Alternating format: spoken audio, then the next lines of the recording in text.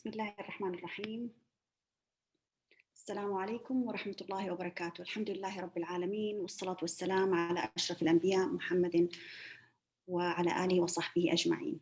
Thank you for joining us on a Friday night and welcome to tonight's webinar.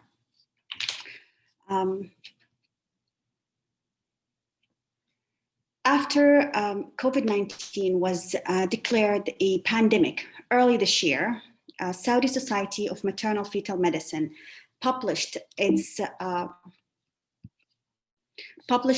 first guidance on the management of pregnancy during a pandemic. It was published in the Saudi Medical Journal mid-April, I guess, and that was followed by, or this was presented also in mid-April by a group of experts led by Dr. Yasser Fadin. That presentation was actually attended by more than 10,000 attendees.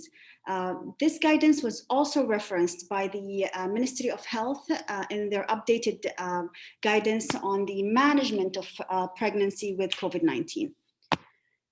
Now, 8 months later, what was our experience? How did we manage our patients? What have we learned? And what were the lessons and challenges that we faced? We know that we, as a worldwide community, are not out of the woods yet. We are aware of a second wave that hitting parts of the world. We know it is smart to be careful.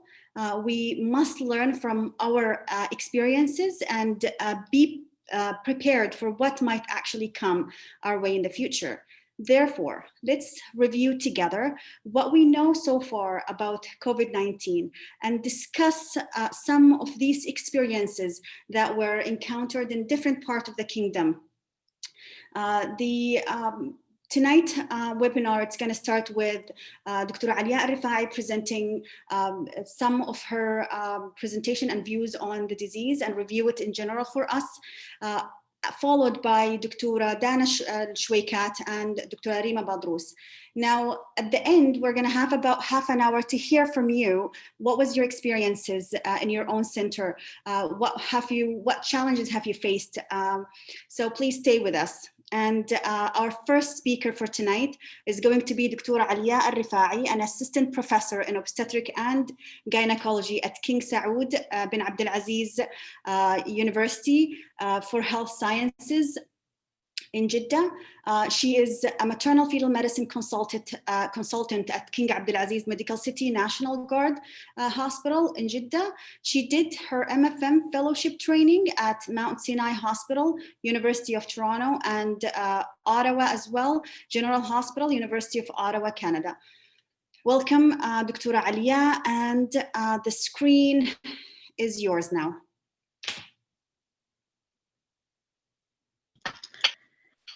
Assalamu alaikum wa rahmatullahi wa barakatuh. Thank you, Dr. Iman, for the introduction.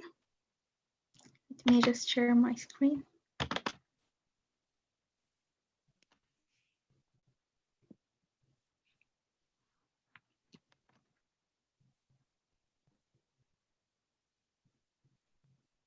Do you see my screen now? We do.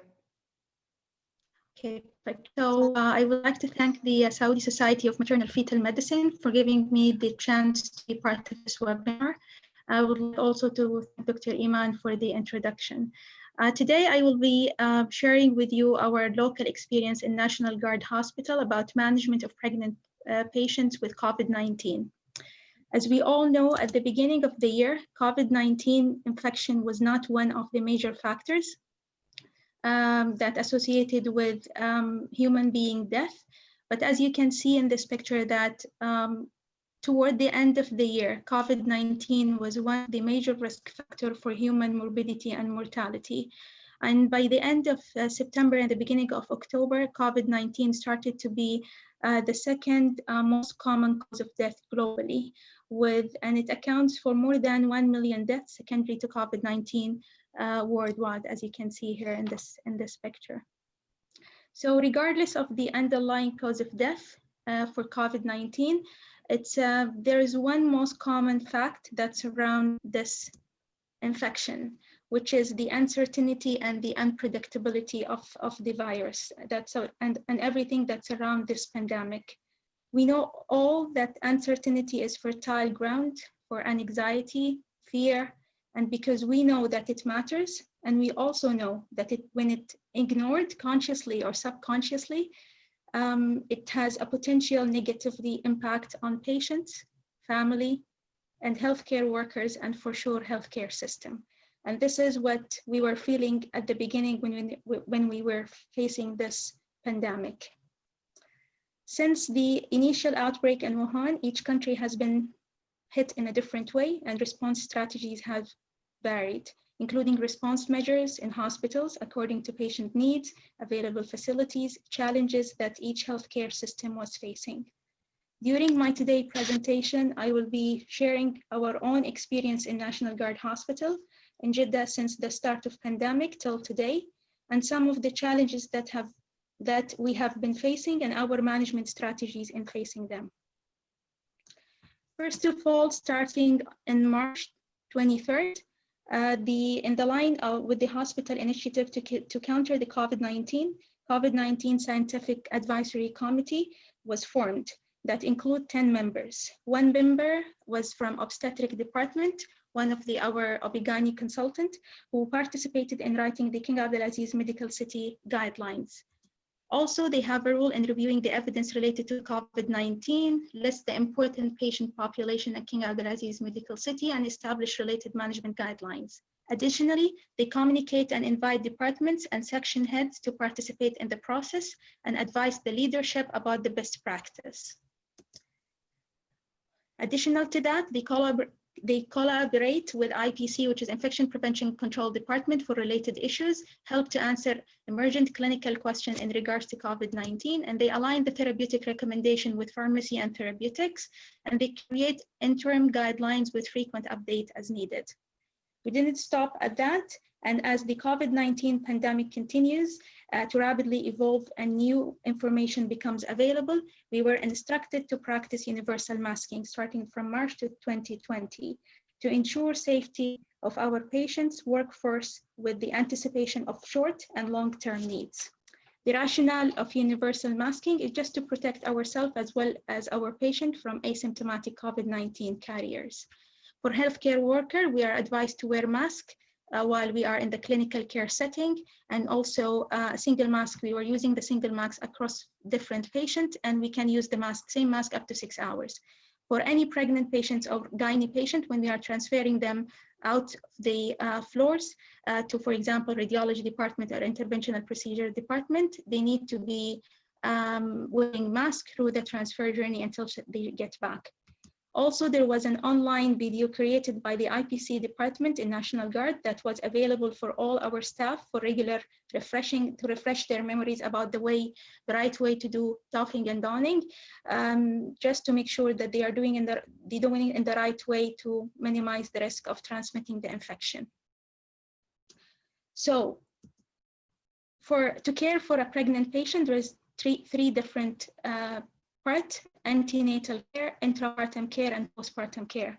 Starting with antenatal care, and in preparation, as we were expecting that the number of COVID patients in our obstetric department is going to increase, our department announced a second on-call team who will be called if the first on-call team gets busy with COVID or non-COVID patients.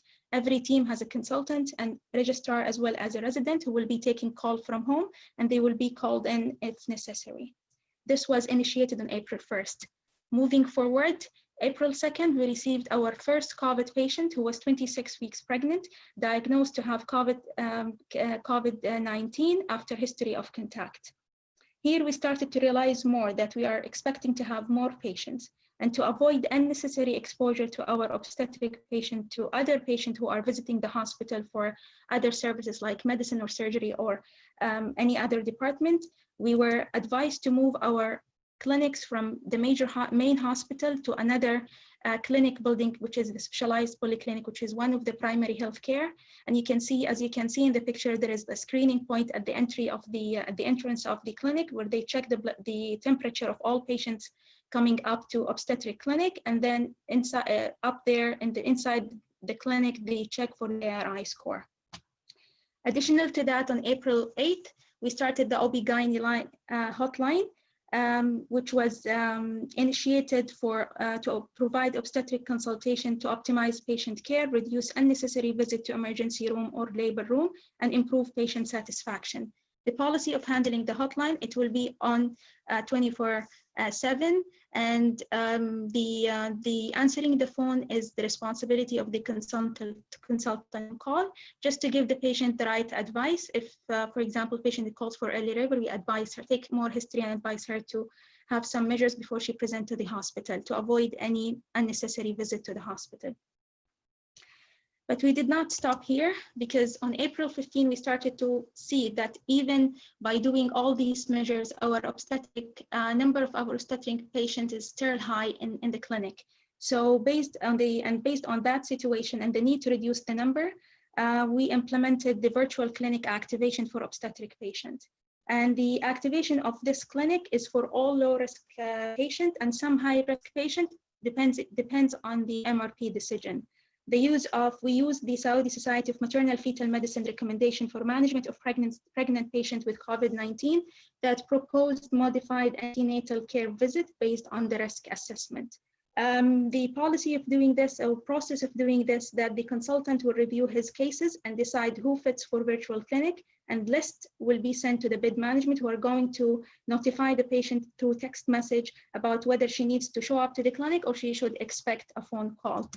This was what we were following in our virtual clinic activation, using the Saudi Society of Maternal Fetal Medicine guidelines that support average of 2 to 5 visits in person to the clinic. And of course, it can increase or decrease according to the patient needs. And here also, by May 13, we started our COVID-19 drive-through screening clinic. It was two-phase clinic. Phase 1 started on May 13, where we're the screening 3 times per week from 1600 to 1800 hours. And then on June 29th, it was a daily clinic from 10 a.m. to 10 p.m. The scope of service was screening pre-admission to the hospital, and the list usually gets generated by the bed management, and then this clinic is managed by the ER department. After initiating the drive-through, we moved on proactive COVID-19 screening on May 21st, that all our patients who are booked for elective admission will be screened 48 to 72 hours prior to their admission. Result of the test is obtained prior to their admission to the hospital, and the patient will be handled according to her result. If the result is negative, the care will be taken as planned, where if it's positive, there will be initiation of COVID positive care as per hospital protocol, and the case will be handled and orchestrated by the Infection Prevention Control Department. List of all obstetric elective admission, whether it's for cerclage or cesarean section, is prepared by the delivery room team leader on weekly basis and sent to the obstetric department COVID team leader to make sure that all orders are correctly entered in the system at least 48 hours prior to the patient admission. After that, the patient will be receiving a text message about her exact time for screening, as well as the location. In addition to that, because we started to offer proactive COVID-19 screening, and because our expectation to have more positive cases, the OB/GYN department announced an obstetric department COVID team leader. The role of the responsibility of the team leader is to be notified about all COVID positive cases 24/7 in OB/GYN department, trace contact from medical staff who has exposure history and communicate the information to IPC department, arranging admission, transfer, discharge for our obstetric patients, establish rules and regulation on COVID-19 management for obstetric department, help to answer all COVID-19 related queries to obstetric patients, oversees and monitors the daily management of COVID-19 pregnant patients.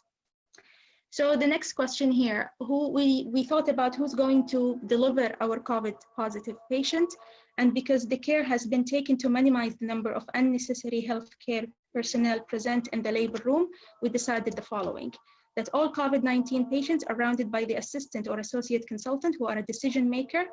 Either it's a phone round or a face-to-face rounds. Any issues or concerns were addressed to the COVID-19 team leader. Patient assessment are done by the most senior physicians, decision makers, to minimize unnecessary exposure of the healthcare workers. Residents are to be involved in all aspects of the patient's care only for their continuous education. This was announced May 21st.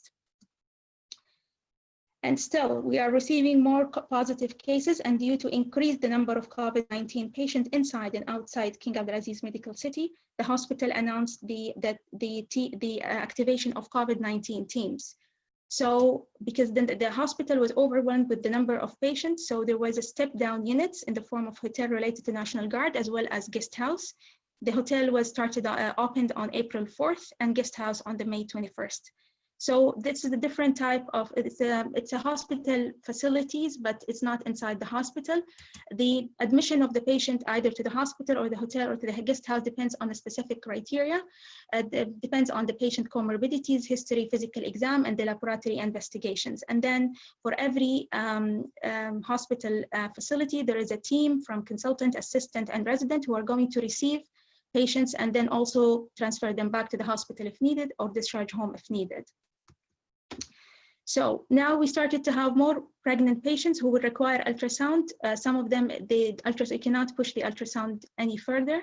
So we put a rule on June 4th that for positive cases, we assigned a maternal fetal medicine sonographer every week to be responsible to scan all COVID positive patients if needed. She will do the ultrasound inside the patient room if the patient is admitted using full PPEs.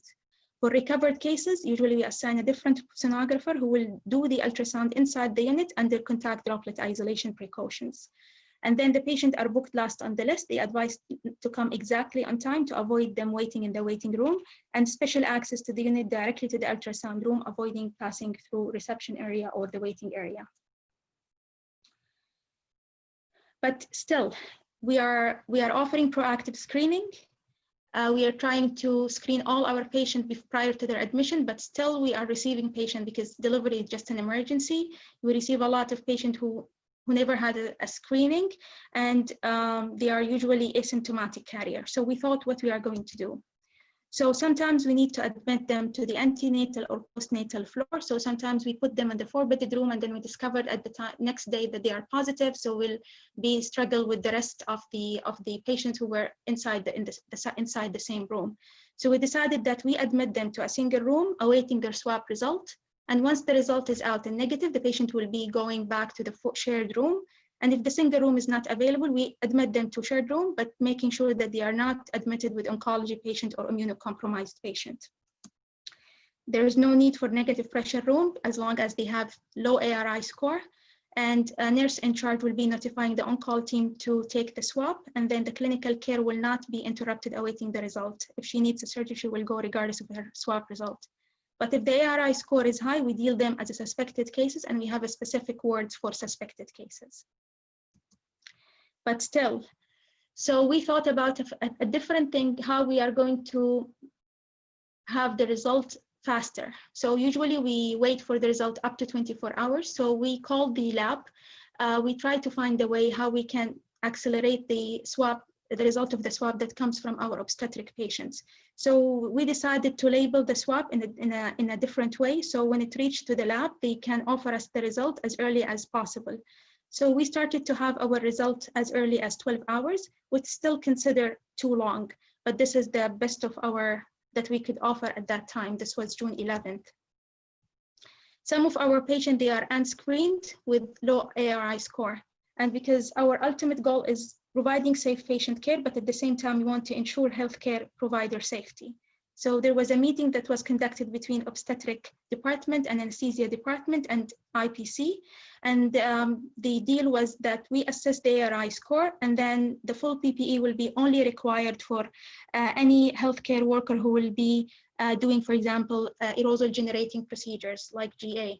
And other scrubbed healthcare worker, as long as the ARI score is low, they will be just wearing standard surgical attire in addition to goggles. No need for HEPA filter or negative pressure rooms. Of course, at that time, we started to have more patients, and some of them, they need to be to have a follow-up in obstetric clinic, even if they are still COVID patients. So we started to implement our COVID-19 clinic. This was July 16. So it includes any patient who needs physical assessment and are within the 4 weeks period from their first positive swab. And the policy of the clinic as following. It's a virtual clinic. Physical presence of the patient was only considered for genuine reasons. A physical presence of the patient is required. Contact droplet isolation precaution needs to be applied. Clinic is booked on Thursday PM to ensure deep clinic cleaning before the beginning of the following week in case the patient attends physically to the clinic. Patients have designated waiting, triage, and physical assessment room away from the rest of the patients. This was the protocol when we implemented the clinic. Usually, any patient who has the criteria who has the COVID positive and needs to be seen in the clinic, the COVID team leader will upload all the patient information in a Google document, which will be shared by the MRP. And then, if the patient needs to be seen in the COVID clinic within the first 4 weeks, she will be seen, and there was a senior resident assigned to the clinic. It will be a virtual clinic unless the patient needs to come physically. Once she passed the period of 4 weeks, she will be shifted back to her regular clinic in with the original MRP. This is just a picture for the clinic, the reception area, and then they have this designated waiting area as well as triage and clinic assessment room. It's completely away from the other patients. And we decided not to put any label on the clinic that this is COVID clinic, just to patient not to feel insulted. We were lucky on August 1st because we were overwhelmed in all healthcare facility as well as in the step-down unit. So there was an activation of home isolation team. The rule is to contact the patient on daily basis for the first 10 days from the first positive swab, making sure that they have no symptoms. And once the home isolation team feel that the patient had started to be symptomatic, they call the obstetric department if the patient is pregnant, and they just tell you the history, and then you decide whether you need the patient to continue on home isolation or to come to the hospital. If you feel that the patient needs to come to the hospital, she comes to the respiratory clinic assessment.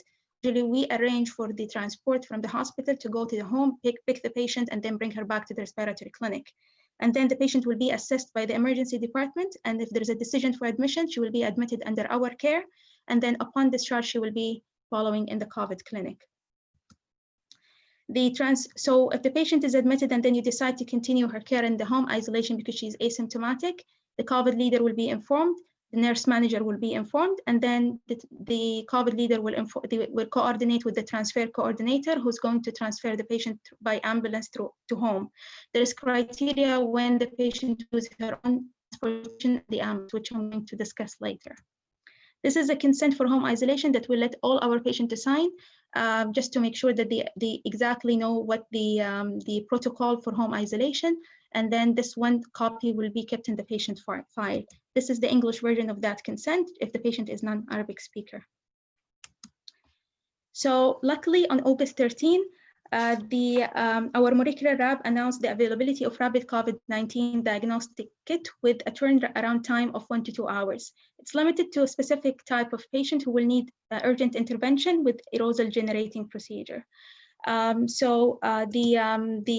request should include the indication of rapid testing, or request should be completed by the senior in-house, and also the ID and the name of the consultant who's requesting the test, because we only have a limited number of kits. Indication include urgent surgical intervention cases E1, emergency cesarean section requiring GA, patient requiring emergency cardiac cath for any of the following indication: acute coronary syndrome, STEM MI, heart block, or cardiac tamponade. Otherwise, we'll go with the routine screening protocol. So now we assume that the patient, we already offered the care that we could at antenatally and intrapartum. Now also postpartum care is an important part of management of this group of patients. Postpartum care, including maternal care and neonatal care. So the major points in maternal care is thromboprophylaxis, and we have a clinical pharmacist who visits all COVID patients admitted to the hospital. And also we have a psychological support and religious support, because as we know, during the hospital isolation as well as home isolation, this poses a psychological burden on patients, and we involve them for every single patient. And also it includes regular postpartum counseling and discharge plan. For neonatal care, it's a neonatal testing isolation protocol, breastfeeding, mother neonatal segregation, and neonatal discharge. Starting with the maternal part, do we offer thromboprophylaxis? We know that pregnancy per se is a recognized hypercoagulable state. Adding to that a COVID-19 infection, this will increase the risk of thromboembolic events, which is considered a transient risk factor. We normally, for home isolated patients, we adopted the COVID-19 infection pregnancy protocol of RCOG, version 11. We follow this with all our patients, that all women who are self-isolating at home were advised to stay well hydrated, mobilizing if possible, and also continue thromboprophylaxis if self-isolating until they have recovered from the acute illness, which is between 7 to 14 days. Moving for hospitalized patients, all our patients who are in-house, they usually offered prophylactic low molecular weight heparin unless birth is expected within 12 hours. As I said earlier, pharmacist is also involved with us. All pregnant women who have been hospitalized and have had confirmed COVID were offered thromboprophylaxis 10 days following hospital discharge. Longer duration depends on the persistence of the morbidity. If, for example, she has antiphospholipid or whatsoever, you decide according case by case. Also, if women are admitted with confirmed or suspected COVID within 6 weeks postpartum, they were offered thromboprophylaxis for duration of their admission and for at least 10 days after discharge. Extending thromboprophylaxis period until 6 weeks postpartum was considered for women with significant ongoing morbidity. Okay, you have a patient who delivered, no complication, she's ready for discharge. What do we do? If the patient recovered, patient can be discharged under contact droplet precautions. For return to home, patient family shall arrange his or her own transportation following hospital governmental COVID-19 guidelines, masking, limited number of people in the car, and the patient will use the back seat.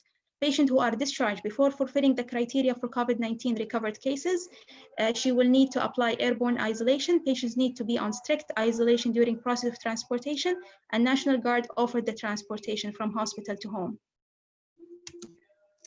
Okay, moving to neonatal part, the two most important parts is breastfeeding as well as the neonatal discharge. The Saudi Society of Maternal Fetal Medicine took the side,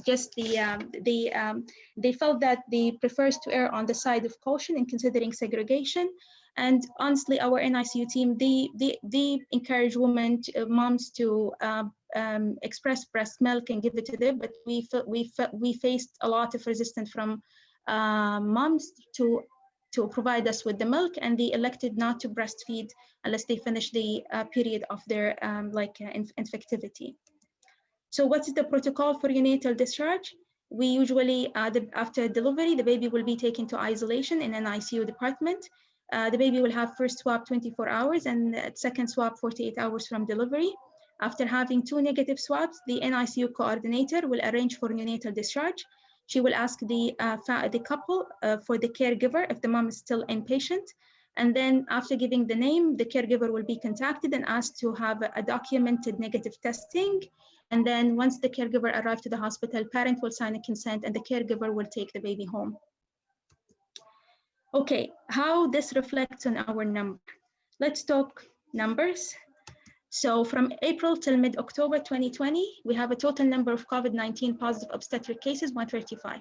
Out of these 135, total number of deliveries while the patient is active was 44, which accounts for 32%.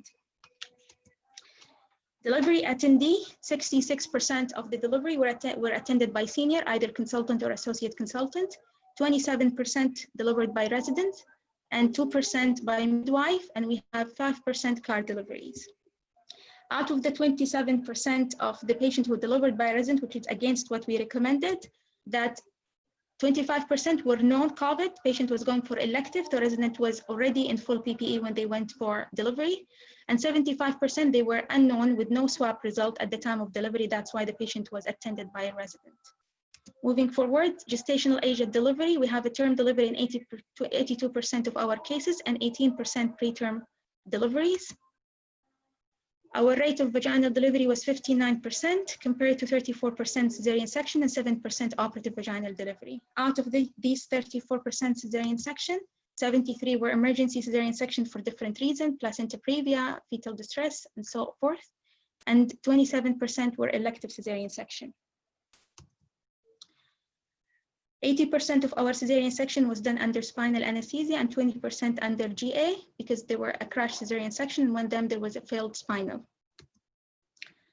We have 95% of COVID patients who did not require any ICU admission. Only 2 patients were admitted to ICU. 1 patient because of COVID-related issues, which will be presented later on by my colleague, Rima, Dr. Rima, and the non-COVID-related issue, which was the patient that went hysterectomy with massive blood transfusion. So she was shifted to ICU for observation. So the final figure is our vertical transmission rate. All our 44 neonates had negative swabs, 124 and the second one 48 hours after delivery. So by this slide, I would like to conclude showing this picture that went viral on social media for one of the obstetricians who delivered the newborn, and the newborn was trying to remove the mask. Hopefully, we are all hopeful to go back to our old lives away from masks and precautions. I would like to thank all the obstetric department, including medical and nursing staff, all the collaboration from other departments, including ID, IPC, anesthesia, medicine, surgery, and everyone else, pharmacy, labs. And I think our major reason behind our success was the teamwork. So I would like to thank them all. Thank you all for giving me the opportunity to be part of this webinar. Thank you. Thank you very much, Dr. Alia. Jazakallah khair for sharing your data and sharing with us your experience. Can you kindly just unshare the screen if you don't mind? Now, we've learned a lot from you, especially the flow of work, the teamwork, and we are so grateful for that. Alhamdulillah, your data looks amazing. You've had great success. And now we're going to move on to our second speaker for the night. It's Dana, Dr. Dana Shwaikat. Dr. Dana is a consultant, maternal medicine, working at King Fahd Hospital of the University in Al Khobar. She is an assistant professor in obstetric and gynecology at Imam Abdurrahman bin Faisal University. She had a clinical fellowship in maternal medicine and high-risk pregnancies under the umbrella of the Royal College of Physicians in Ireland. Please join me to welcome Dr. Dana, and the screen is yours. Thank you so much, Dr. Iman. Thank you for giving me the opportunity to present today. Thank you very much to the Saudi Society of Fetal-Maternal Medicine, and thank you, Dr. Alia, for the excellent presentation. I really admire your very organized system in managing pregnant women with COVID-19, and زي ما قالت Dr. Iman, we're going to learn a lot from you. So today I'm just going to share our critical care experience in managing pregnant women with COVID-19. This is basically a departmental audit that we did and is still ongoing, and I'm just going to show you the numbers. But before that, I'm going to start with a brief introduction. So December 31st, 2019 was actually a date that changed the world as we know it. So in Wuhan, China, there was a case of pneumonia. Sorry. If you kindly just share your screen with us. Oh, sorry, it's not appearing? No, not yet. Oh, sorry. Okay. Apologies. It's okay. Okay. Is it clear now? It's perfect. If you just put it on presentation, yeah, thanks. Okay, excellent. So I was talking about December 31st, 2019, where they discovered a case in China of pneumonia due to an unknown cause. Later on, in January 7th, 2020, they declared or they announced that it is due to a new virus, the coronavirus, COVID-19. And despite the restrictions, it managed to travel around the world. And we diagnosed the first case of COVID-19 in Saudi Arabia on March 2nd, 2020. Now, our hospital was declared a COVID center in April 2020. And on May 9th, 2020, there was a change in screening protocol. So there were restrictions because it was a COVID center. The admissions were restricted.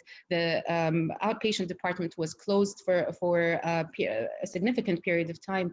And those who were admitted as emergency cases, they had to be screened for SARS-CoV, and that's by rapid screening, the one that Dr. Alia was talking about, that takes around 1 to 2 hours. So the total admissions from May 9th to October 9th were 766 admissions under the care of obstetrics and gynecology. There were 35 obstetric cases and 2 gynae cases. And those who were the obstetric cases that were admitted for COVID-related symptoms were 6. 1 remained in the ward for a couple of days and then she was discharged, and 5 were admitted to the ICU, and we're going to go through that in detail. 29 patients were admitted either to the ward or the delivery suite for obstetric reasons.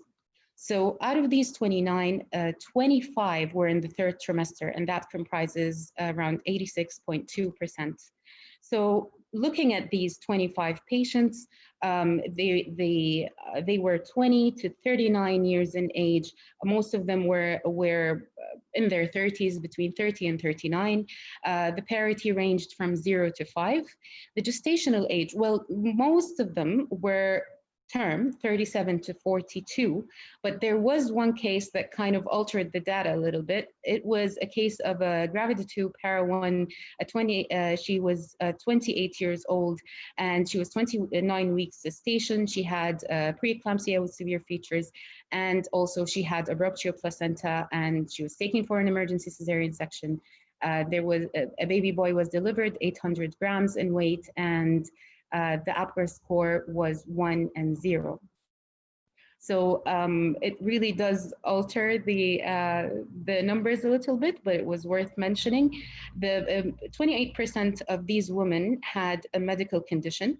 Around 8% had some kind of pregnancy-related medical condition. So one had gestational diabetes, and the other was the case I told you about, the one with preeclampsia, and the remaining had some form of chronic illness or comorbidity.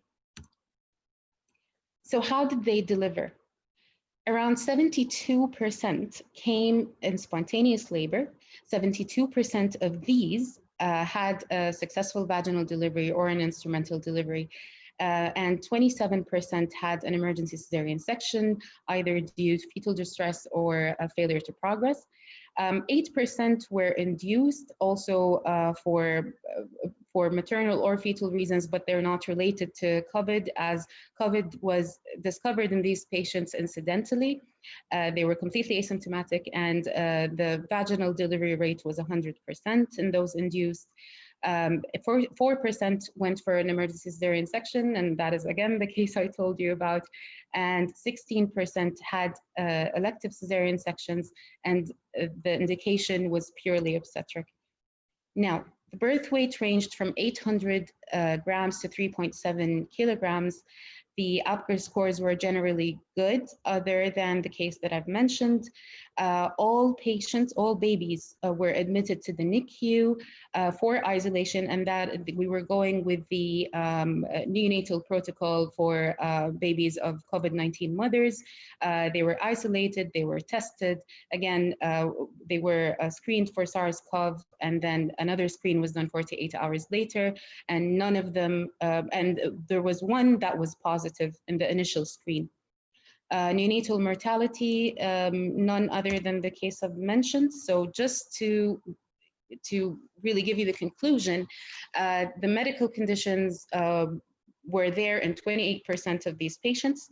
60% delivered vaginally, 40% had a cesarean section. Mostly the deliveries were at term, and mostly the neonatal outcome was good. The birth weights were appropriate to gestational age. There was no maternal mortality, no neonatal mortality. Again, I put that in red just because of that case that I've mentioned. And the neonatal SARS-CoV was found in 1, which is 4% of our group. Now I'm going to probably talk more extensively about those who were admitted to the intensive care unit. Of course, when patients were, so these 5 patients came to the hospital with basically respiratory symptoms of COVID-19. We're going to go through that in detail.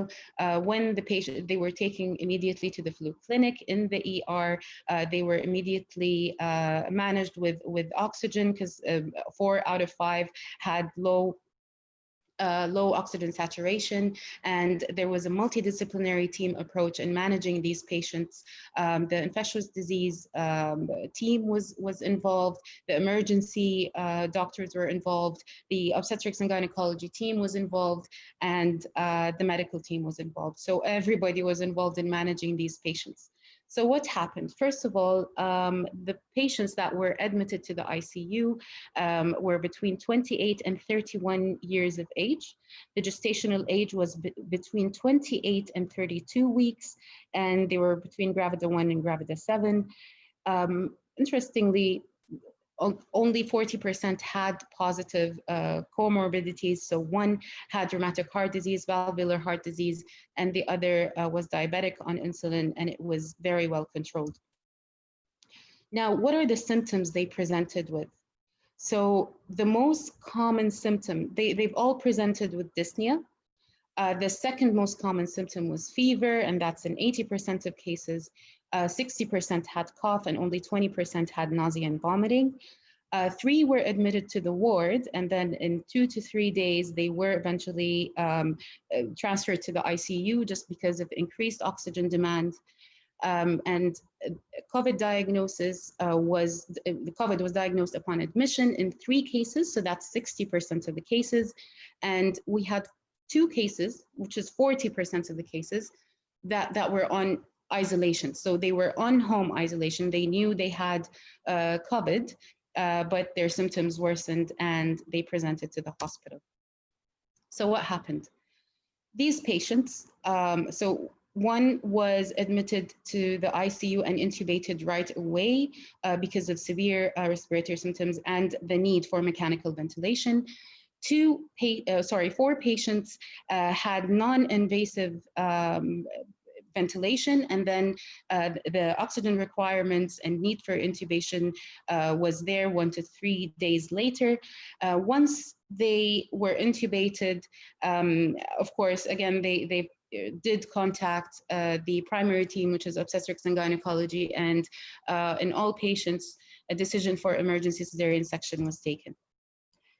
During the ICU stay, all of the patients were heparinized. All of them received dexamethasone, ceftriaxone, azithromycin. 60% of the cases received Tamiflu, and 40% of the cases received hydroxychloroquine. So what happened during the cesarean section? Intraoperatively, there were no complications. The blood loss ranged from 400 to 700 milliliters. Birth weights were appropriate for gestational age. In general, the Apgar scores were acceptable, and the cord pH was ranging from 7.2 to 7.4. The NICU stays of the NICU stay of the babies ranged from 20 days to 65 days, and that was primarily due to prematurity related issues. Neonatal COVID was not there in any of the babies, and there was no neonatal mortality. Later on, they went back to the ICU. They stayed on mechanical ventilation around 7 to 8 days. Total post-op ICU stay was 5 to 20 days. They stayed in the postnatal ward after that for 3 to 8 days. And the condition upon discharge was they were all stable. One was diagnosed with postpartum psychosis later on, and that comprises 20% of our group.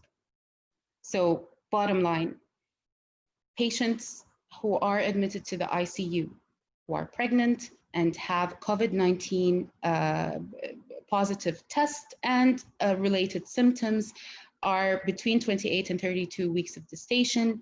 40% have medical conditions. A cesarean section for maternal reason, which is respiratory failure and increased oxygen requirements, was done in 100% in all of them. In general, there was good neonatal outcome. The birth weights were appropriate to the gestational age. There was no maternal mortality, no neonatal mortality, and neonatal SARS-CoV was 0. So eventually they were able to reunite with their babies, and both mother and baby were discharged in all cases, and the mother finally got the chance to enjoy motherhood. So the question remains here. We have limited data on the care of pregnant women with COVID-19, especially when it comes to critical care and ICU admissions. So this was just published in November 2nd, 2020, and this is published by the CDC. It's a morbidity and mortality weekly report, and it's just an update. So it's about symptomatic women of reproductive age with laboratory confirmed SARS-CoV-2 infection by pregnancy status. It's a study that was done in the United States, and it covered the reports that were reported between January 22nd and October 3rd. So they do have a database surveillance system, which is called the National Notifiable Database Surveillance System. It's an e-system, and the numbers are reported electronically to the CDC. Now, in this period of time, the reports of 1,300,000 women were reported to the CDC, and they're aged 15 to 44 years.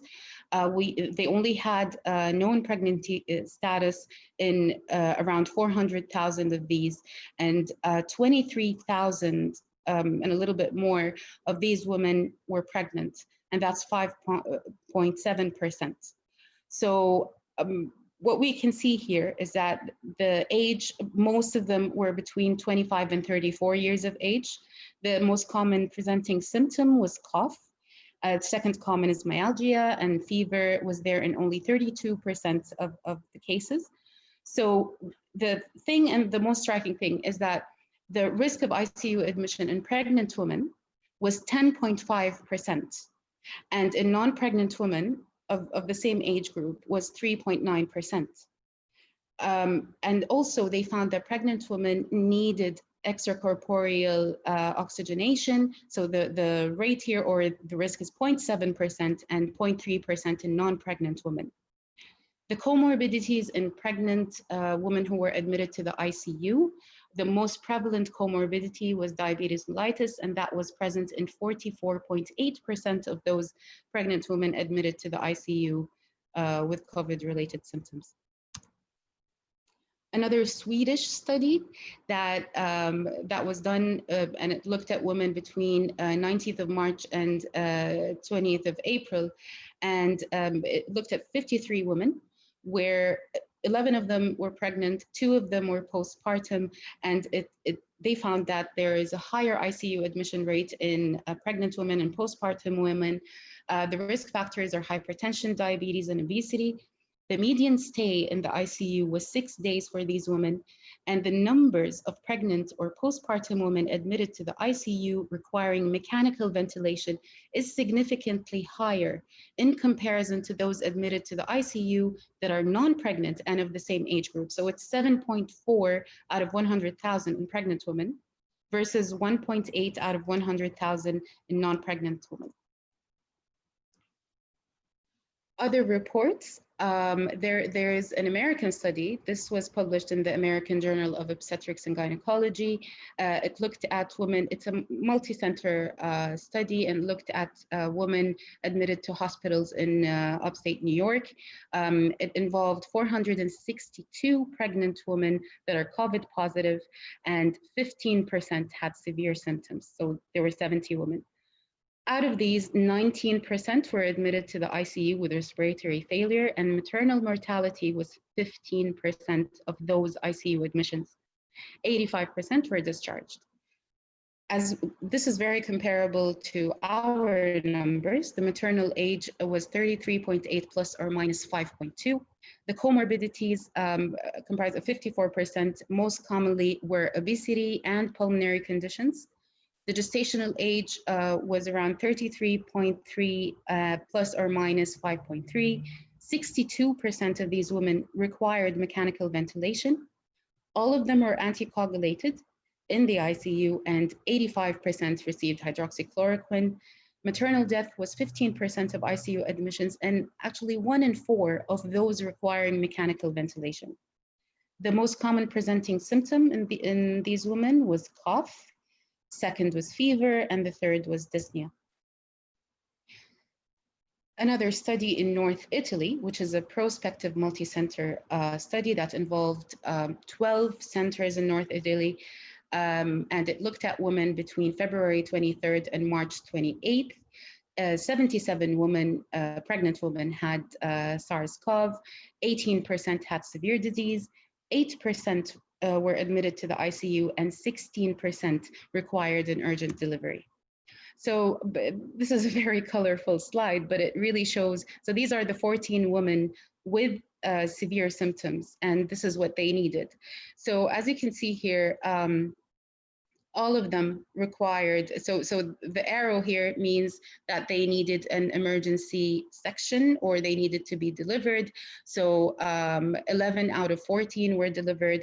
They all needed oxygen, and that's the triangle over here. They all received oxygen, and some of them ended up staying in the ICU longer than the others, with one patient requiring extracorporeal oxygenation. So I'm just going to concentrate on those that are statistically significant. So as we can see, the presenting symptoms are those in the severe group tend to have more fever, tend to have more dyspnea, and they tend to have worse vital signs, especially when it comes to respiratory rate. And of course, those in the severe subgroup, they need more antibiotic, antiviral, hydroxychloroquine therapy, and oxygen support. Again, in the severe group, we can see that the rate of cesarean section is a lot higher than the total study population. And also, the maternal respiratory indication for delivery is 100%. So all of the 11 women who had an emergency cesarean section had it for increased oxygen requirement. Postpartum ICU admission was there in 45% of cases. Thank you very much for listening, and thank you for attending. I really hope that all of you are informed, all of you are prepared, and all of you stay safe. Thank you very much. Thank you very much, Dr. Dana. That was excellent presentation.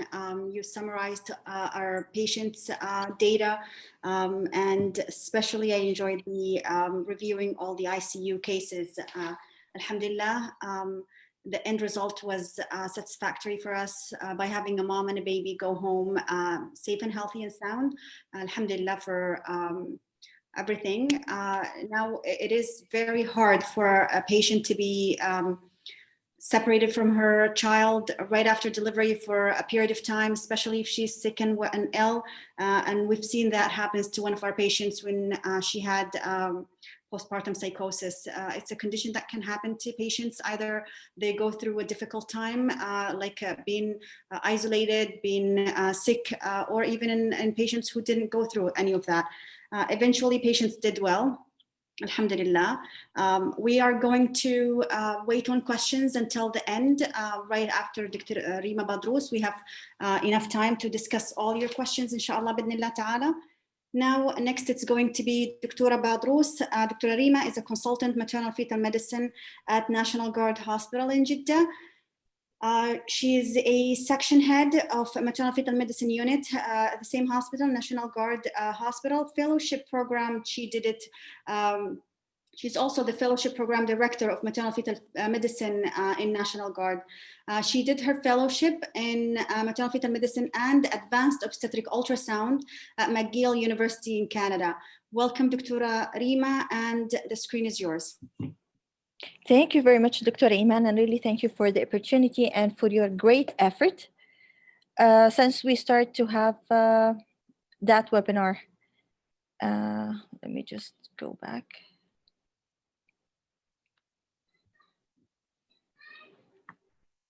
So is it clear? Yes, we can see very well. Thanks. Okay, my presentation will start with a very critical patient that we managed or we tried to manage in our center. She was a 23 years old prima gravida. She was a spontaneous twin pregnancy, presented at a gestational age of 23 plus 3, with unremarkable previous medical and surgical history.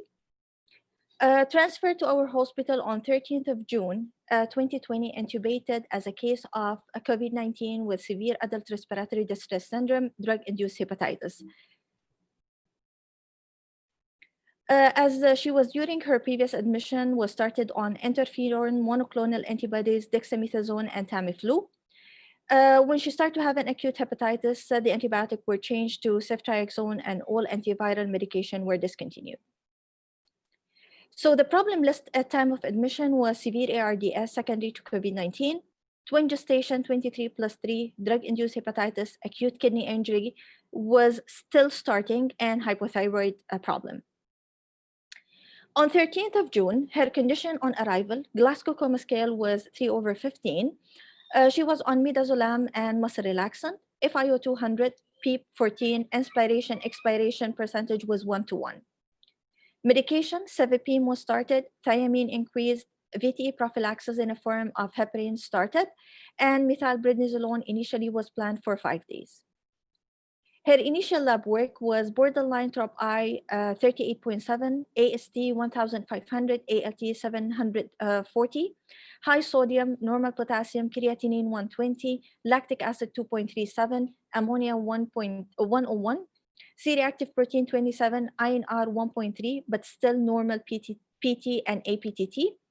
Initial hemoglobin 8.7, normal platelet count, D-dimer 1.5, cortisol 160, serology came negative for hepatitis B and C.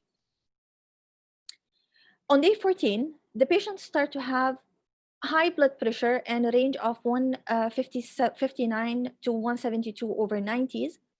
The lab work still normal, no deterioration from the initial lab work.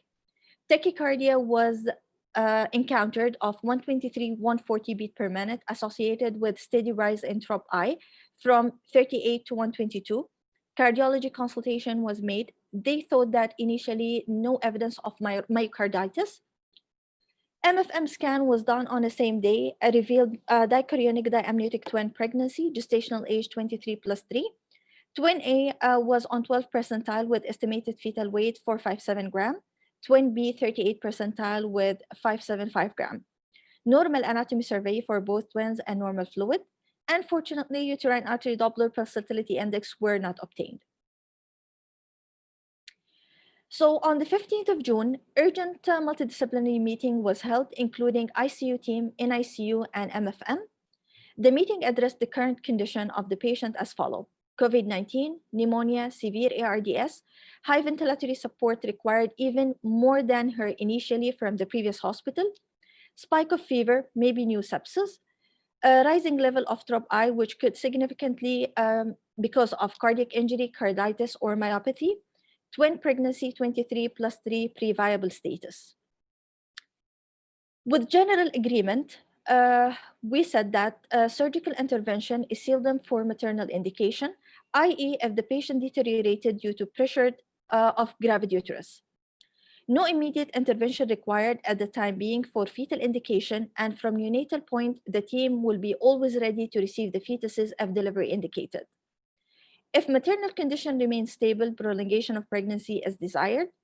ECMO is not indicated in her current situation, and this further plan with family. From the time of admission until the blood work was mildly improving. sorry.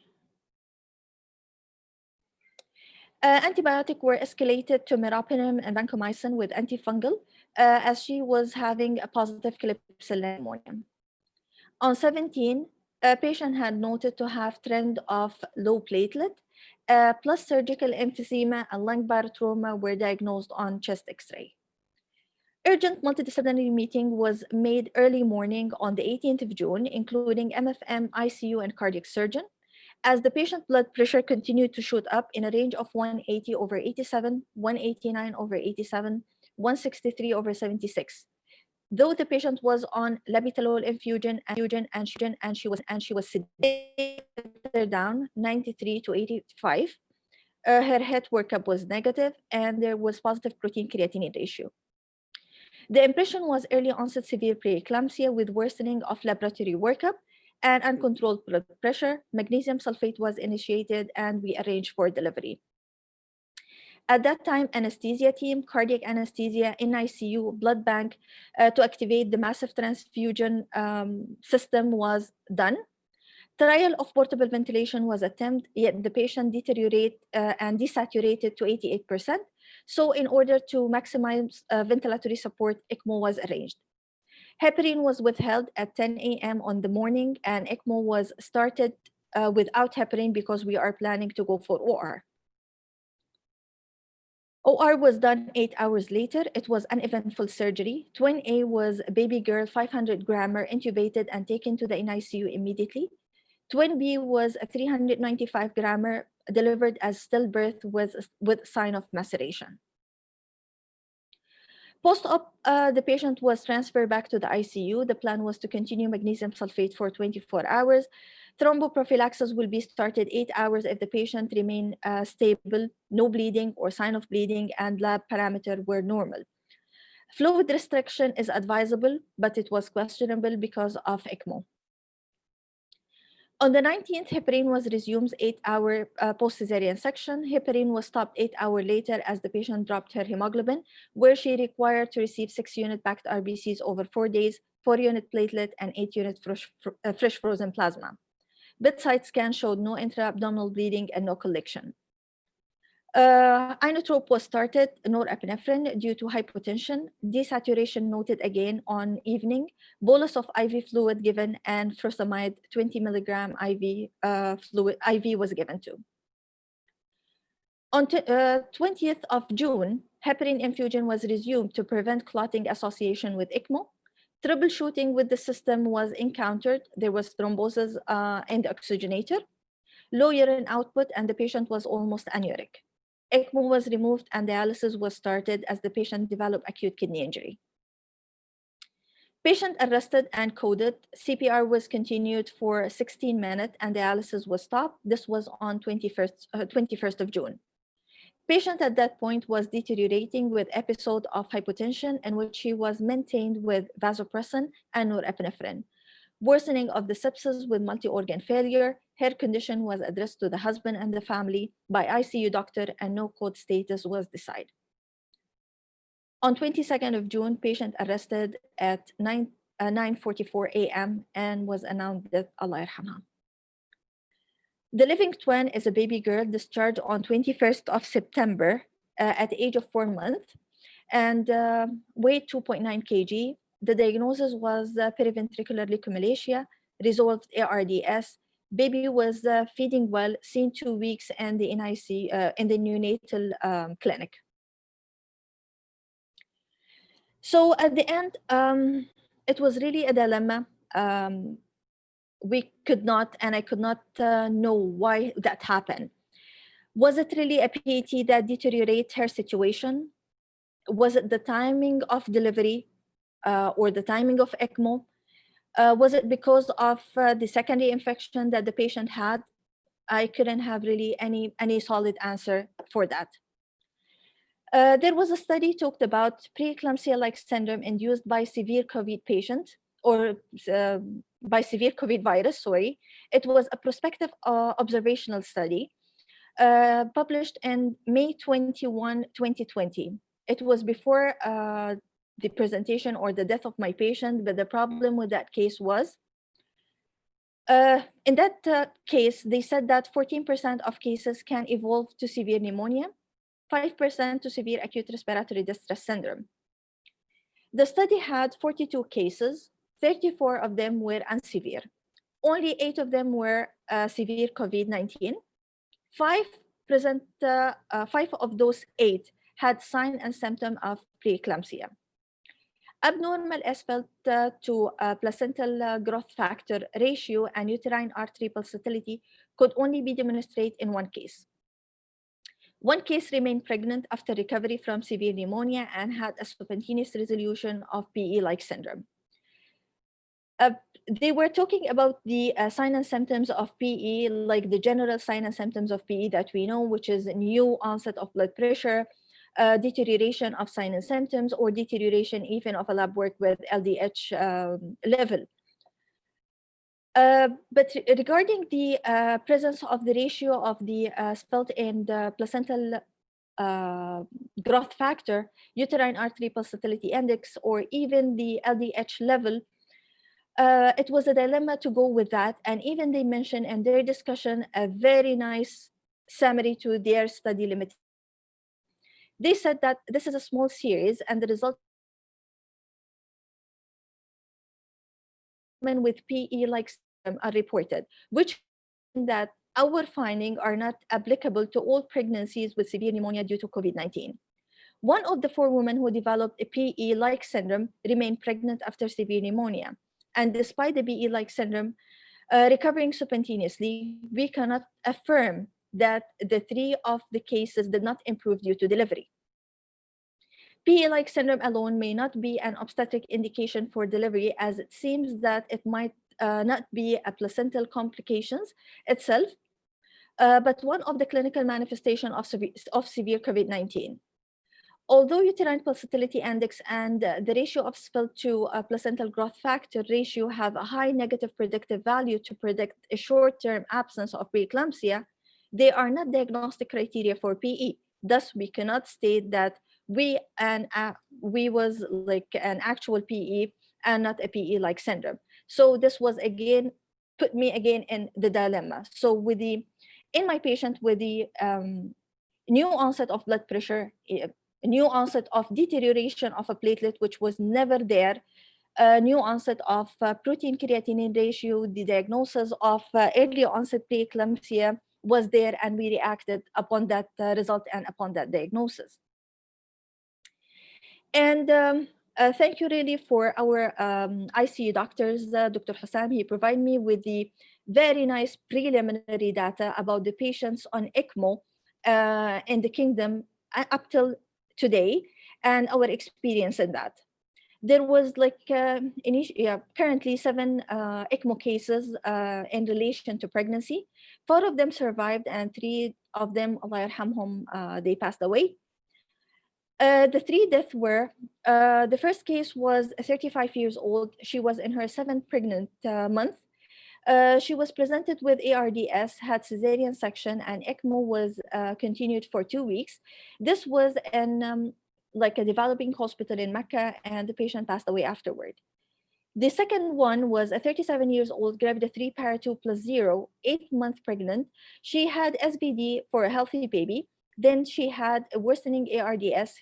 ECMO started 18 hours after and continued for 5 weeks.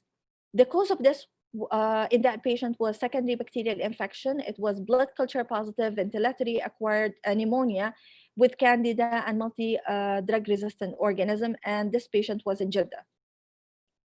And the third patient was my patient, which was like the cause of death, if I might say. It was preeclampsia with multi-organ failure, in presence of COVID and adult respiratory distress syndrome. The 4 survivals were a 40 years old had month of her pregnancy due to deterioration and a maternal condition because of pregnancy. ECMO was started afterward and continued for 4 weeks. She was discharged healthy with her baby. 30 years old, post-cesarean section at 8 months. She delivered in Mecca and transferred to our hospital with ARDS intubated from there. and ECMO was continued for 2 weeks, and the patient was discharged in a good condition with her baby. Third pregnancy was diagnosed with COVID-19 after normal vaginal delivery because of symptom of fatigue and temperature. Immediately afterward, patient went into ARDS. ECMO was continued for 2 weeks, and patient was discharged, and she was in Tabuk. Last patient post-delivery, and she's still on ECMO. So this is like the last of my slides. Thank you everyone for the effort to make this webinar on live. And I really want to thank you, Dr. Hussam, about his preliminary data about patients on ECMO. I want to thank Dr. Samira, she's my fellow, helped me in summarizing that case. And I really want to thank our MFM team and MFM unit and all hospital team and subspecialties, because again, it's really a teamwork. If there was no teamwork, we will never be succeed to manage those patients with multi-complication and multi-organ failure. Thank you very much. Thank you very much, Dr. Rima, for sharing this difficult case with us. It is not an easy thing to do for an obstetrician and gynecologist to lose a patient. And of course, it's a difficult thing to share it with almost around the kingdom. It's for us to learn from it. And I think it was an excellent management, and it's just an inevitable outcome, no matter what you guys have done or did or doing.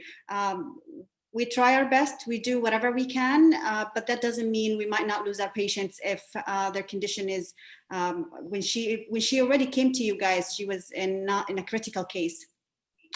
Now, we've started our talk, our webinar today. I can't hear you. Can you hear me now, Dr. Rima? Yes. We started the webinar by Dr. Alia. She talked to us about hospital care, outpatient care. We've learned from Dr. Dana about the ICU experience in general and the outcome. And we all listened to Dr. Rima explaining to us a difficult case in the ICU and the outcome for that one. Now the floor is open for everybody. If you will have any questions, please go ahead. I think somebody raised their hand.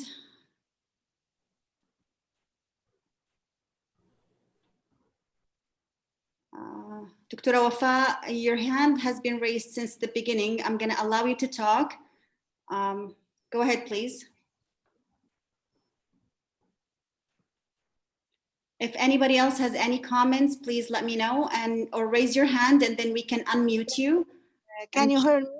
You are unmuted. Okay. Yeah, we can hear Dr. Wafa. Actually, thank you for all organizing committee and for everybody who shared in this very nice presentation. Though, in spite of the sad events, really of the disease, I'm just I'm wondering, as if we are dealing with two groups of patients. I mean, here in the Eastern Province, the outcome was very favorable in COVID-19 patients, which is different from the cases in Jeddah, in the western part of the Saudi Arabia, and there is one loss in Riyadh. My question is, I mean, could it be, different strains of the disease, or because of differences in starting medication? Like, for example, I mean, in the American study, they didn't use, or no comment was on the dexamethasone and the Tamiflu, for example, or antibiotics. So do you think dexamethasone changed the outcome of the disease if started early, for example, and the Tamiflu and the early use of antibiotics? And I don't know, but the way that it looks to me as if it is different disease in America, in the western part of the Saudi Arabia, and in the Eastern Province, the favorable outcome and the worse outcome. What is your view about this? Thank you, Dr. Wafa, for your question. It's a very, very excellent question and very valid. Actually, we still do not really understand how this virus works. And we still don't understand how it interacts with pregnancy. We still don't understand how pregnancy affects the virus and affects the course of the disease. Now, there are multiple possibilities, and they all need extensive research. So in every hospital, in each and every hospital, they have a different protocol for managing those who are admitted to the ICU. So they have different regimens for the medication, and especially in pregnant women, it really differs from hospital to another. So it is really, as you said, you raised a very excellent point. It's really worth to take a look at all the different protocols and see which protocol is most effective. And so it needs time, it needs more experience, and it does need extensive study. As for the strain, it could be another possibility. As you know, that according to the recent data, the strain of COVID-19 in Europe is different, is not the same as that in USA, and not the same as that as here in the Middle East. But as we saw, the results are very, very similar. The difference between the results or the outcome in the Eastern province in comparison to the other areas in Saudi Arabia, it could be due to the number. Well, the numbers are much higher in Riyadh and Jeddah. So maybe if we saw our numbers a year from now, we're going to have similar results. So that's what I think. What do you think, Dr. Rima? I do believe that it's exactly the same as if the number of the cases increase, the variety will show. We had like a good discussion with ICU doctors. He was like questioning why some of the patients went really good and the other patients like the end results was really sad. Though both of them were on the same medication, they were treated with the same doctor, both of them had no really significant comorbid outcome. Like he was questioning, do we should inform the patient not to get pregnant during that period or not? So it was really difficult to know the answer, because really even my patients or the other patients who were on ECMO, they were really a very low risk patient. Why some of them discharged with their babies and the other died? I have no answer and no clue. It is yet to be understood everything about this virus. I agree. Yeah.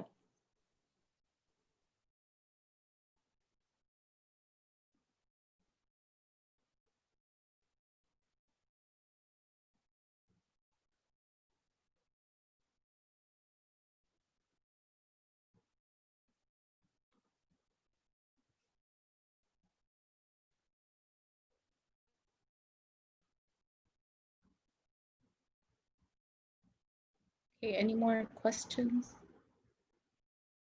Yes, I'm sorry, I was talking and I'm mute actually. Thank you very much, Dr. Dana and Dr. Rima, for your comment.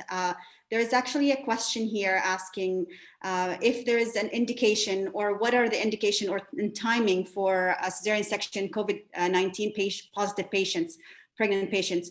We've kind of covered this throughout the talk, but if anybody want to elaborate a little bit, maybe Dr. Rima? Okay, if we will set that if we want to know the indication or the solid indication for delivery of mother with a COVID is the maternal situation. Whenever we said experience that the pregnancy will be like pressuring, or the gravid uterus is pressuring and affecting the ventilation of the mother, it's the only sealed up indication to proceed with the delivery, disregard of gestational age. Apart of that, if the patient is stable, keeping the pregnancy and is still advisable.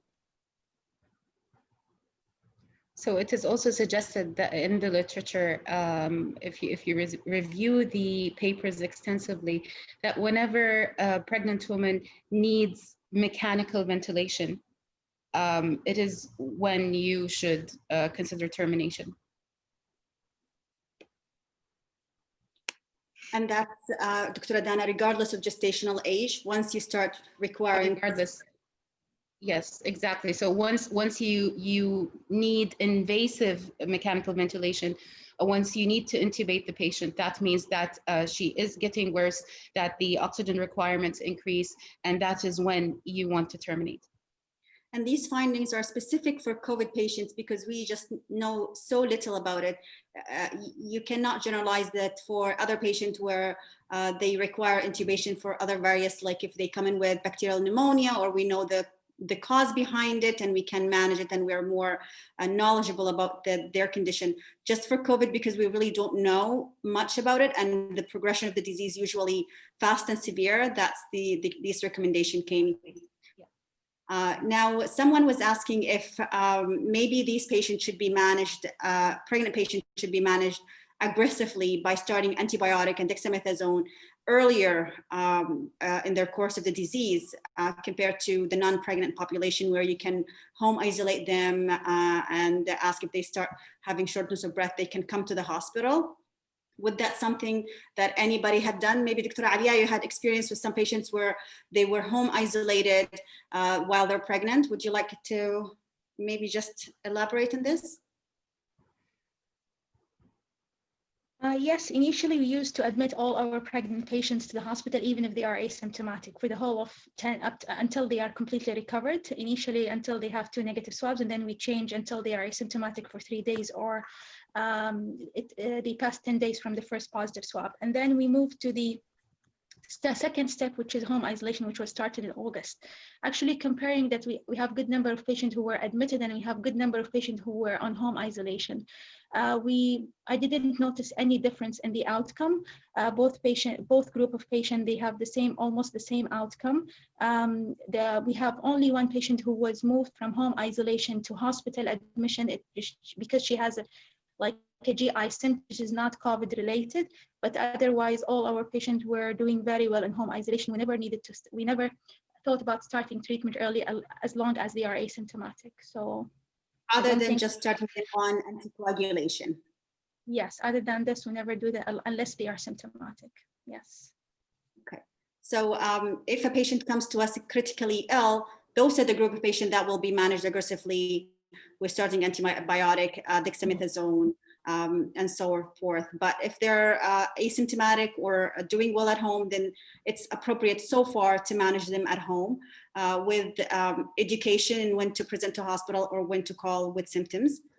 Or do you guys have experience with daily phone call from ID, checking on them, or? No, we have a home isolation team.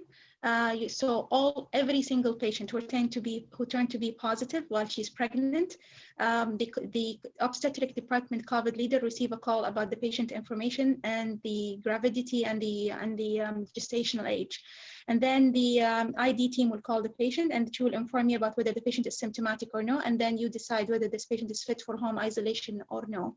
If the patient is on home isolation, she will receive a call for a total of 10 days from the first positive swab to make sure that she's asymptomatic, there is no deterioration in her sign or symptoms. So once patients start to have, for example, shortening of breath, or she doesn't feel well, you will receive a call back from the home isolation team that your patient is having symptoms. So what do you recommend? So usually I recommend that they present to the respiratory clinic to be evaluated by the ER doctor. And then he will do at least sometimes a chest x-ray if the patient has respiratory symptoms, and then assess all vitals, oxygen saturation. If she's doing well, we'll give her some advice and go back on home isolation. If she is sick, we will admit them and manage them as an inpatient. Shukran.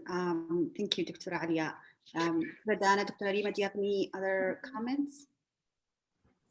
If they do have more questions, but I agree with what we are doing the same. Dr. Arima, I think your internet connection is not well. Same hospital, so you cannot hear me well? No? We didn't hear you very well, actually. I'm sorry.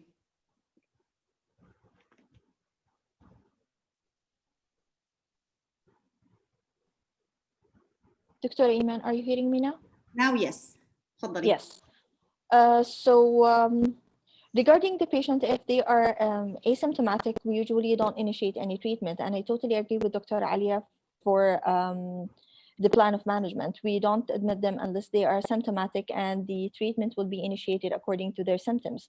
And even for the critically ill patients, like all of them were started immediately when they start to have like a severe symptom.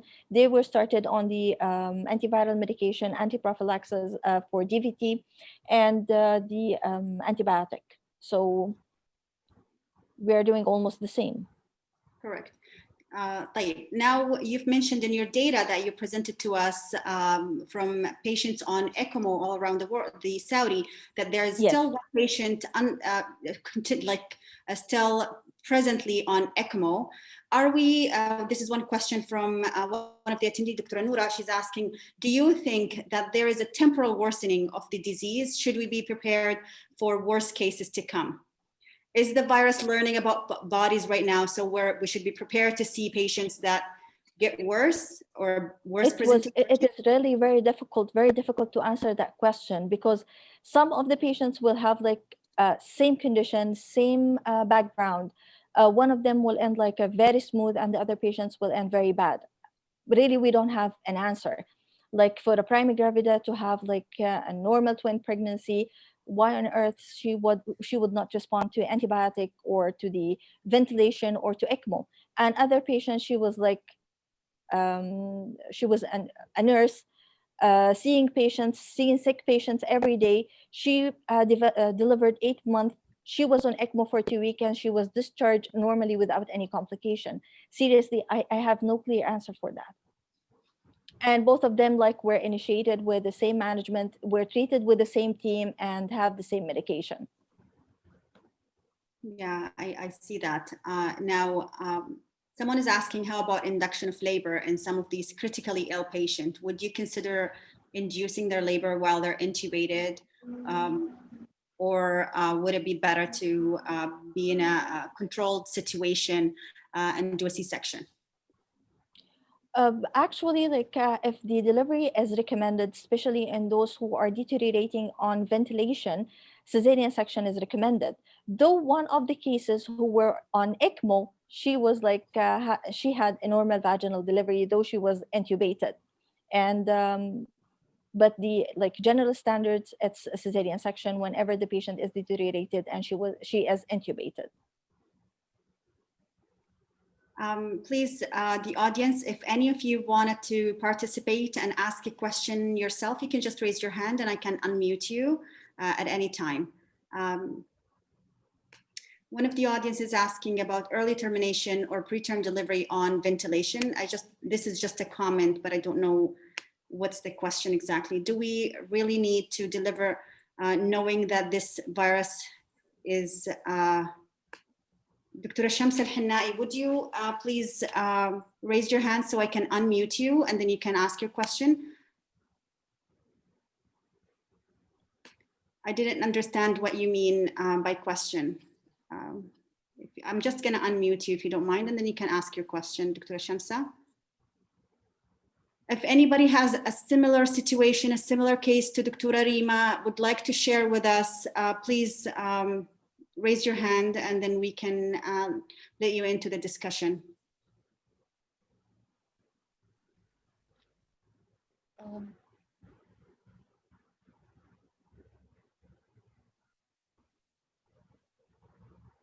Hello, can you hear me? Yeah, we can hear you now. Assalamu alaikum. Thank you very much for the excellent review and presentation. We really enjoyed the great data presented. Thank you, Dr. Iman. My question is really the virus is still, the behavior of the virus is still not well understandable, and it keeps changing from day to day, and we are still getting new data, new studies. Regarding the preterm on ventilator, yeah, you already mentioned before we have to deliver them regardless gestational age, but I'm really wondering, is it the process will, in the preterm, is it the process of the lung injury, is it really improving if we terminate them preterm like 23, 24? The patient presented here, she was terminated. Initially, the decision was to wait, but when she deteriorated, then decision made to go ahead and terminate the pregnancy. But I'm not sure, it's a very difficult decision. If she's on a ventilator, shall we wait till the inflammation, the process takes its time and healing done, or shall we rush and deliver? It's very difficult, and we came across that situation really. So any comments? I mean, what do you think? Yani, decision is really difficult. We always say, Dura Shamsa, that we do want to add salt to the injury. So if a patient is critically ill and intubated, we always try to delay delivery as much as possible if we know the process of the disease. If we know, as you said, that the lung will improve in a certain period of time, and then we're going to pass that period of time, and then eventually. But in some, especially in COVID patients, if they're chronically hypoxic, even when they're on maximum ventilation, and we don't know for how long they're going to be like that, and the ICU team is usually facing difficulty in ventilating them with the gravid uterus, and they want any help that they can get from us by delivering the baby. I think in these patients, there is a role for early delivery to help improving the patient's condition. As we've seen from the data that Dr. Dana presented for the ICU cases, I know in Dr. Rima's case that didn't help, but at least we ended up having a healthy baby that went home to the family. But definitely, Dr. Rima, do you have anything to add to this? It was really very difficult and very hard to say that if I will deliver that patient, the lung, the ventilation will be improved and the inflammatory infection will be improved on those patients. Because initially starting ECMO or ventilation or timing of delivery in COVID patient was all from the data from like SARS infection. So we were like initially mimicking what we were doing during a SARS infection. But now with the cases, the virus itself can alter not only the inflammatory process, but can alter the platelet, liver function, renal function. So the presentation of preeclampsia-like syndrome or end organ failure is there. So in my patient per se, if I will say that, was it the inflammatory process due to COVID virus led to the deterioration of the patient, or was she really in preeclampsia with the whole pathophysiology underlying the preeclampsia that make the patient deteriorate, and we had to deliver her? So it was really very difficult, even for us as a team, as a multidisciplinary team, to have a final diagnosis or even a correct decision to deliver that patient or not to deliver that patient. Did you deliver all your patient admitted to ICU? Did you have any patient discharged from ICU and she's still pregnant? Actually, the only patient who was pregnant admitted to the ICU was my patient. The other patients were delivered before and then admitted to the ICU and had the ECMO started. But for our experience or my experience, my patient was the only one who was pregnant admitted to the ICU with COVID. We do actually, Dr. Dana might want to add to this question, to the answer. Well, yeah, thank you for the question, Dr. Shamsa. Well, from our experience, all patients were delivered. So no patients left the ICU pregnant. So they were all admitted pregnant. They were all discharged post-delivery with a fairly good outcome. So it could be the answer and it could be the indication. But again, there are no clear lines. There's no black and white here. Especially with COVID, we still need more information and we need more experience, and it's very, very different. The outcomes are different from one place to another, from one patient to another, and you can't really predict it. But this is the best we can do, and we found that this is most probably the safe option, is to deliver these patients. And we've tried in our ICU patient that not deliver them immediately after they go until they're actually on maximum requirement or setting of ventilation. And once we deliver them, we've noticed that within a couple of days, they got better after delivery. We don't know if it's just the, the half-life of the natural history of the disease, and that's what's going to happen anyway, or the delivery had actually did anything to improve the way that they can ventilate the lung, and the mom eventually got better. Thank you. Thank you. Dr. Alia, do you have anything to add?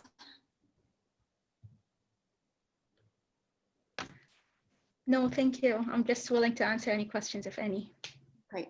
So we're waiting for anybody else. Dr. Salah, go ahead, please. The mic is yours.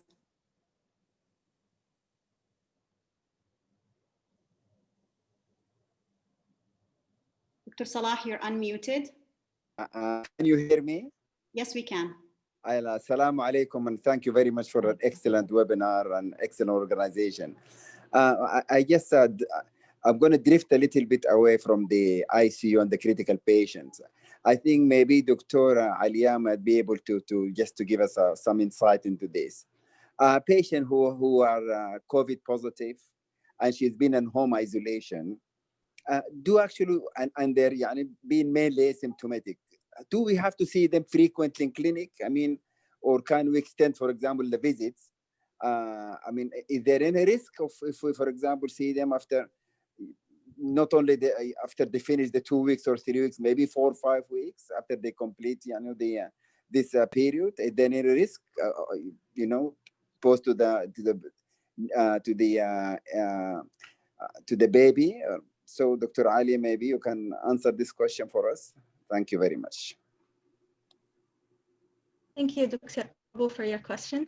No, actually, there is no need to rush and bring your patient to clinic in person as long as she has no specific risk.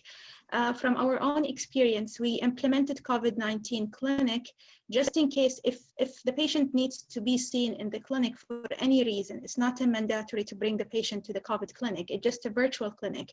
If for any reason the patient needs to come to the clinic, for example, she has special concerns, so we implemented that clinic so you can bring the patients to the clinic away from the regular COVID negative patients.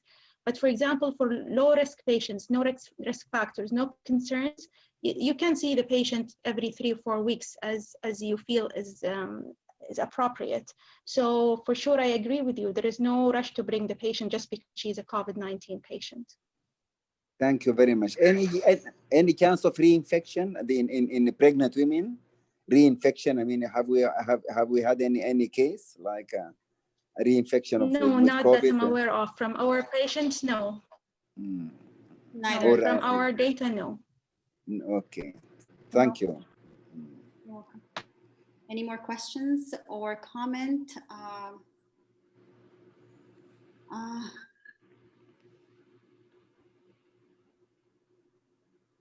Question for Dr. Alia from Dr. Yasser Fadin. Do you recommend rapid COVID testing for all laboring women?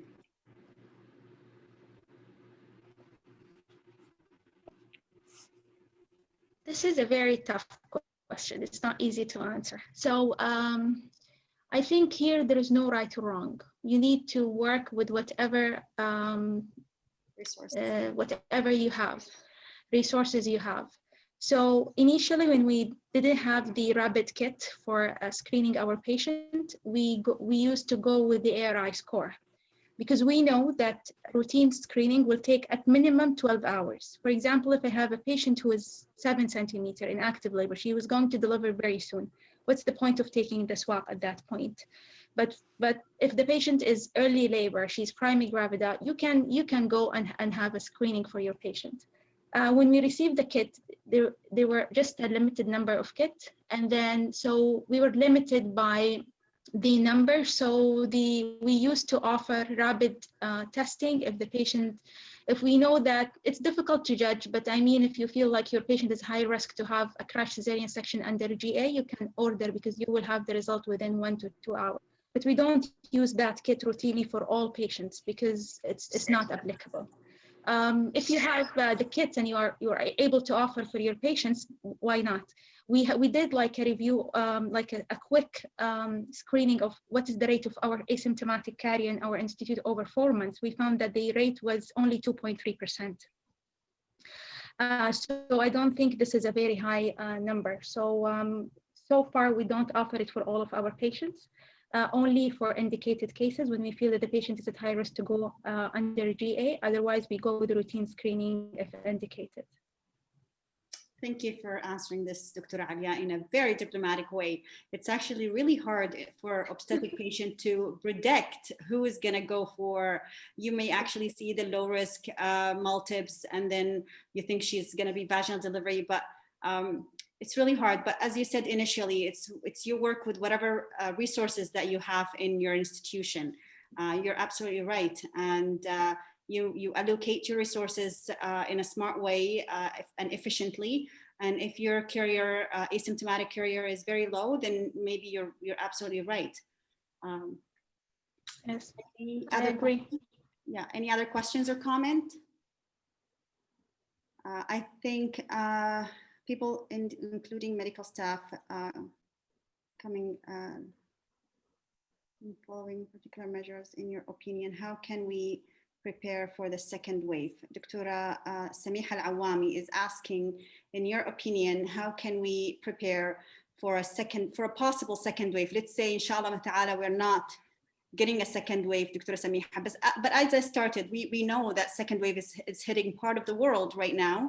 And the recommendation all around Saudi is to not become lazy with your precautions and try to stick to them.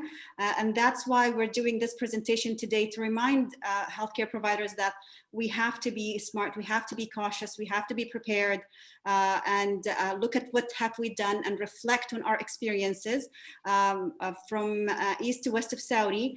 And how can we prepare for a second wave? I'm going to start with Dr. Alia Al-Rifai.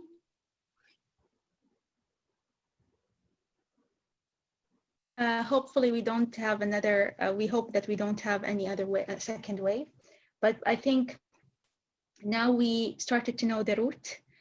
We know exactly the challenges that we faced in the past, that we are still facing. So I think we need to still continue to apply the measures, universal masking, social distancing.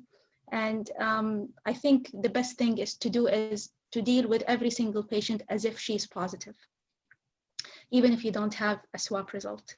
And I think this is the best that we can do so far, and we shouldn't be lax at any point. Dr. Dana? I actually completely agree. So the key here is to benefit from our experience and avoid, well, when it first came, it was completely new, but now we do have some sort of experience and we can always modify, we can always apply our methods and apply whatever worked before. As Dr. Alia said, like, we just need to be careful. And I think if someone's getting lax and then if hopefully we don't get another wave, but if we do get a second wave and we come across more cases, then we won't be lax anymore. So it'll just happen automatically. Dr. Rima, anything to add? Nothing much to add, but we have to stick with the same precautions. So prevention is the treatment. Excellent. Thank you very much, everybody, for attending and for your interaction and questions. Thank you, Dr. Alia, Dr. Dana, and Dr. Rima. Thanks, Dr. Alia, for sharing your exceptional experience in your hospital.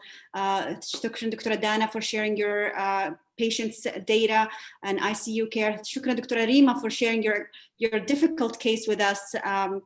I cannot thank you enough, and I had to actually declare that Dr. Yasser Fadin, this presentation or this webinar was his idea to reflect on what we have gained from experience so far and move from knowing or sharing our knowledge about COVID-19 to sharing our experience about it months later. Thank you again, everybody, for coming, and we'll see you next time in a next webinar. Thank you very much. Thank you very much, Dr. Ayman. Thank you, Dr. Ayman. Thank you, everyone. Thank you very much.